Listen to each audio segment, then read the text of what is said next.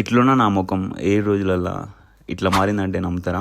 Yes, నమ్మొచ్చు. Day 1 రోజు మన వెయిట్ 85 ఉండే అండ్ ఈరోజు 79.6 ఉంది. దాంట్లో సగానికి సగం మొత్తం వాటర్ వెయిట్. అండ్ నేను కొంచెం రిజల్ట్స్ ఎక్కువ రావాలని చెప్పేసి కొంచెం ఎక్స్ట్రీమ్ డెఫిషిట్ లో నేను 2100. నాకు అది ఎక్స్ట్రీమ్ డెఫిషిట్, ఎందుకంటే బల్కింగ్ లో నేను అరౌండ్ 4500 క్యాలరీస్ దాకా కన్జ్యూమ్ చేసిన. అప్పుడప్పుడు 5000 కూడా కన్జ్యూమ్ చేసిన. యావరేజ్ గా జంక్ ఫుడ్ ఎక్కువ తినటువంటి, షుగర్స్ కూడా ఎక్కువ కన్జ్యూమ్ చేసి, అది ప్రాపర్ బల్క్ అయితే కాదు బట్ స్టిల్ కానీ చాలా ఎక్కువ క్యాలరీస్ అయితే కన్జ్యూమ్ చేసేటోండి. అండ్ గెస్ చేయండి 100th డే కి మన బాడీ వెయిట్ ఎంత ఉండబోతుంది అని చెప్పి. అండ్ మన రూమ్ చూసిరా, ఇంత క్లీన్ గా నా జీవితంలో ఎప్పుడు పెట్టుకోలేదు. ఇప్పుడు పెట్టుకోవాలి, తప్పదు. ఆఫ్టర్ లాంగ్ టైం మన మీల్ వచ్చేసి చికెన్ రైస్ విత్ ఆలుగడ్డ కర్రీ. మనోడే కుక్ చేసిన, ఒకే శాండ్విచ్లు తింటుంటే బాధ అనిపించి కుక్ చేసిన. మనోడు కూడా హౌస్ వైఫ్ మెటీరియల్. తర్వాత ఒక మాన్స్టర్ దొరికితే వేసాను అనమాట. వేసేసి సీదా జిమ్ కి వెళ్ళిపోయాను. ఈ జుట్టు తోటి మనం ఒక లుక్ ని రీక్రియేట్ చేయబోతున్నాం. జుట్టు వచ్చేసింది, బాడీ ఒకటే పెండింగ్ ఉందన్నమాట, అది కూడా రెడీ చేసేద్దాం. ఈ రోజు వర్కౌట్ ఓవరాల్ అప్పర్ బాడీ చేసిన. మేబీ రికవరీ మంచిగా లేనందుకు, ఎక్స్ట్రీమ్ డెఫిసిట్ లకు వెళ్ళిపోయినందుకు సడన్ స్ట్రెంత్ అయితే లిటిల్ బిట్ అయితే డ్రాప్ అయిపోయింది మనకి. ఇదే 45 kgs తోటి నేను షోల్డర్ ప్రెస్ కొట్టేటోని. తర్వాత డెడ్ లిఫ్ట్ చేసిన 170 kgs తోటి ఒక 5 reps అయితే తీసిన. స్ట్రెంత్ అయితే